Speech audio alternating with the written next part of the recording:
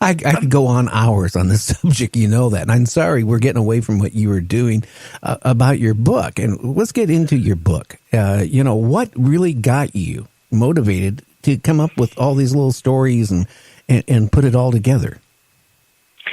Well, I was talking to a couple of friends of mine one day, and I was invited to tell one of my tales at a kind of a gathering.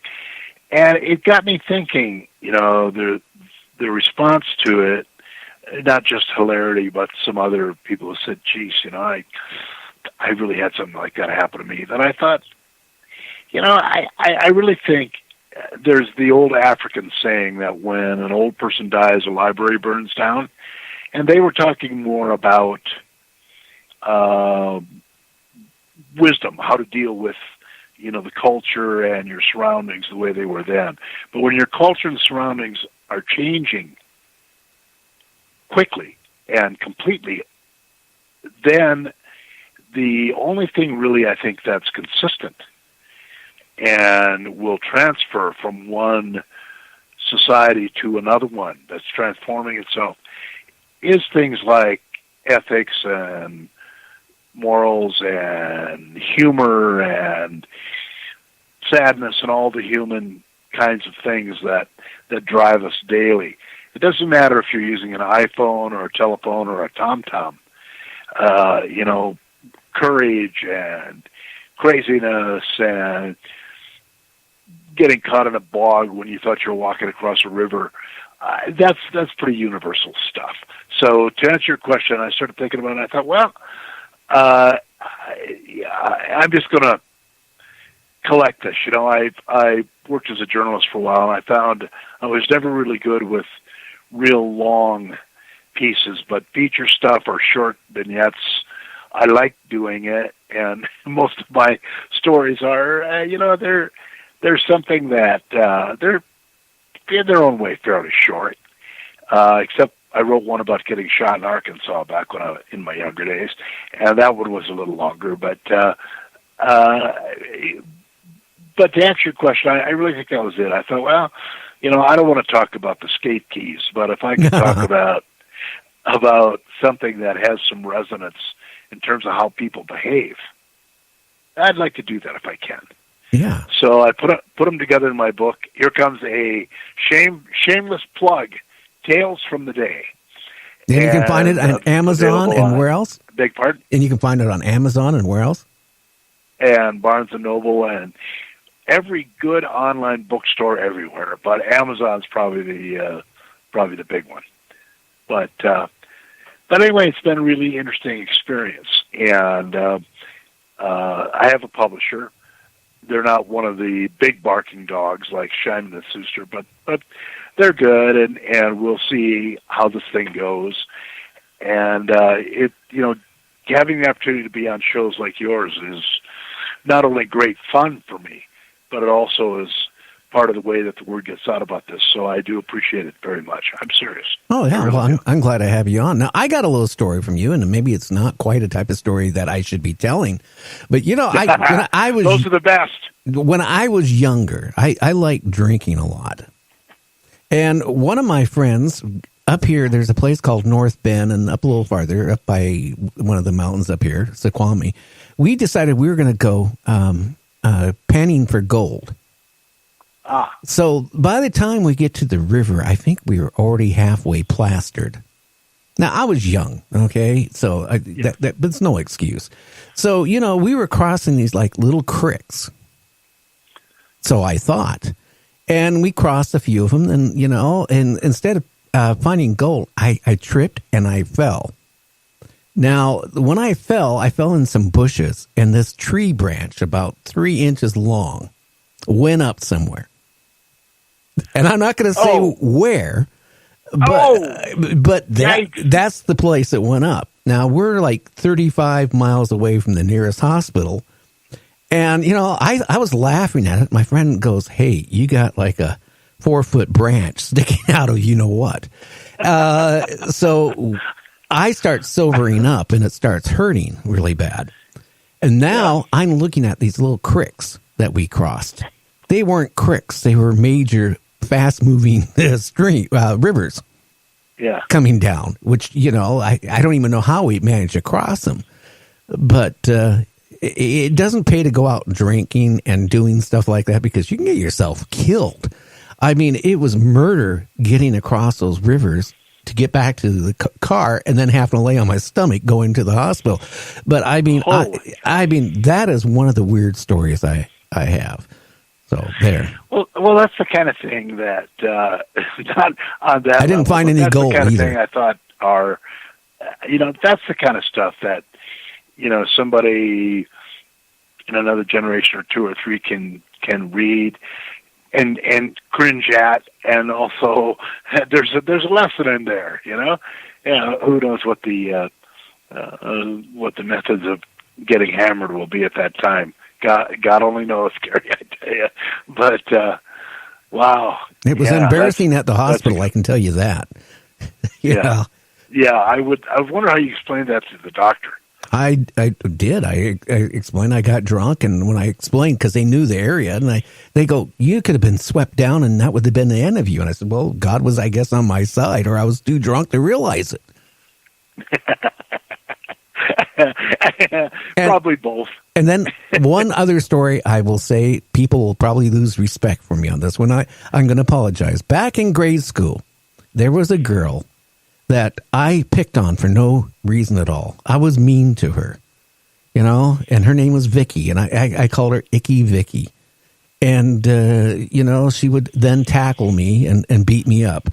But, all through grade school and junior high school, and almost all the way through high school, every time I saw her, I called her Icky Vicky. She'd run off crying, or she'd haul off and punch me in the nose.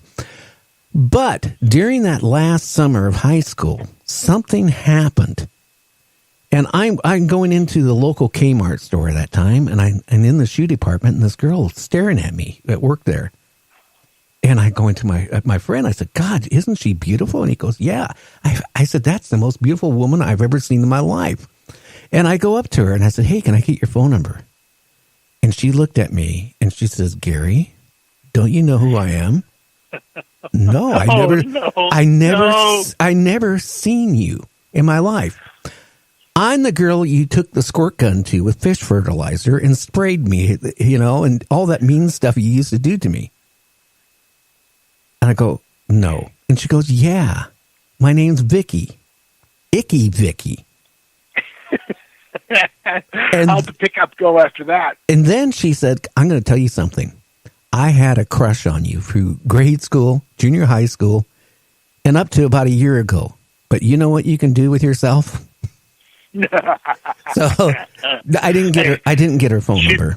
She didn't hand you a tree branch or anything, right? No, she probably would have done that too. I could tell you, she actually, because she was even chubby, and I was skinny at that time. She would, during our recesses, like in grade school, she would get me to the ground and just beat me up.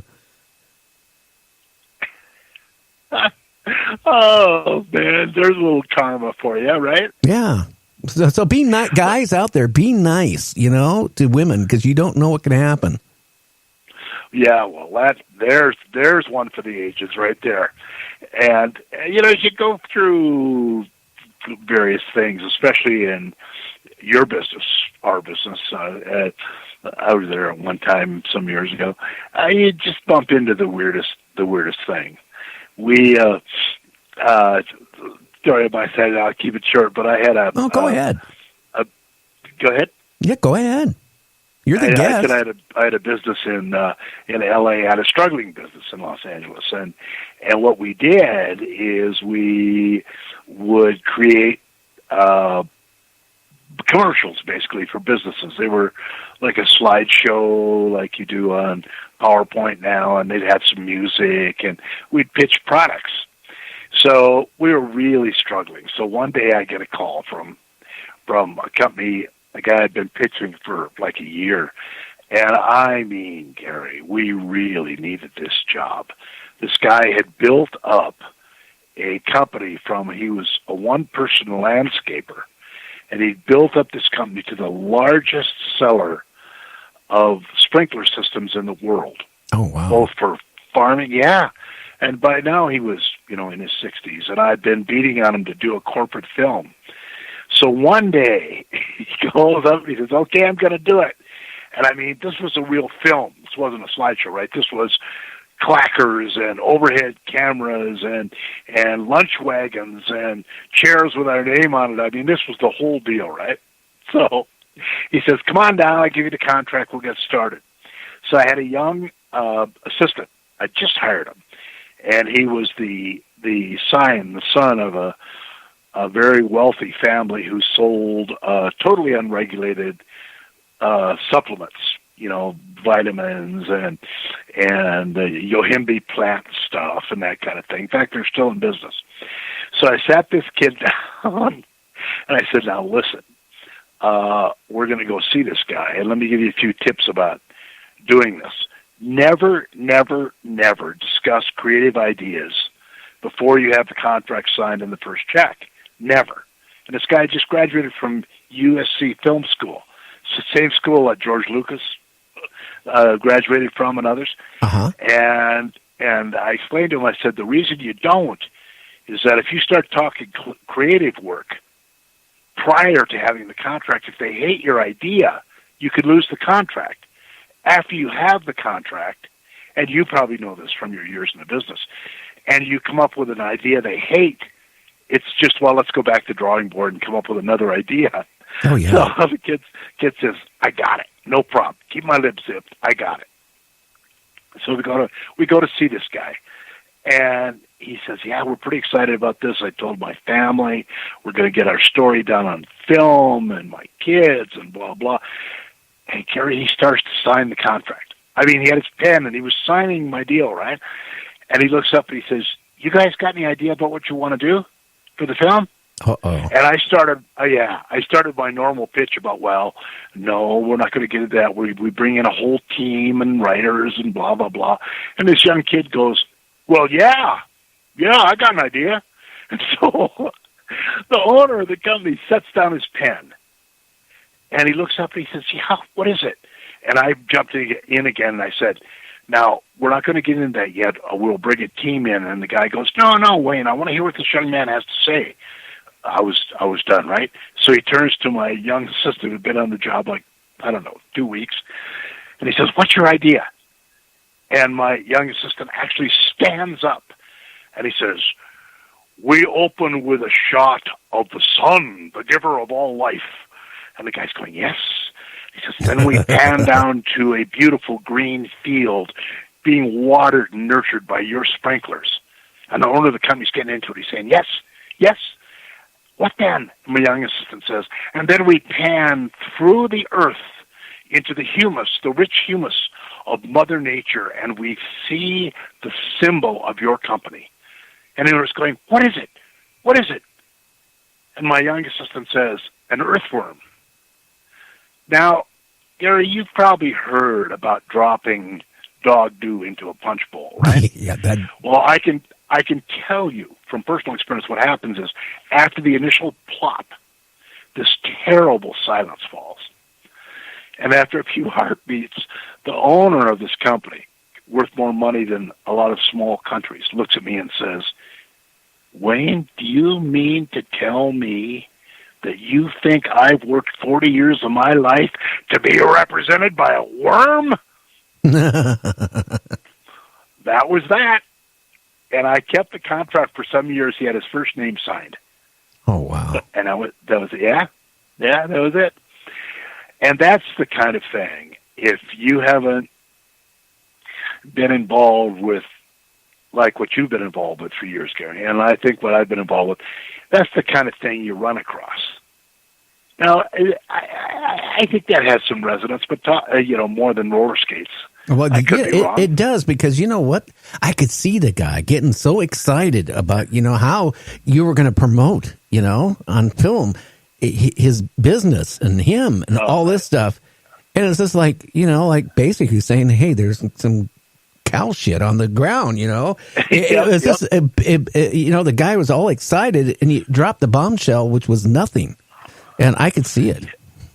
Oh, and a guy, I never forget the expression on his face, the thought, probably for his family and his friends, of him doing a film where his company symbol was a worm. So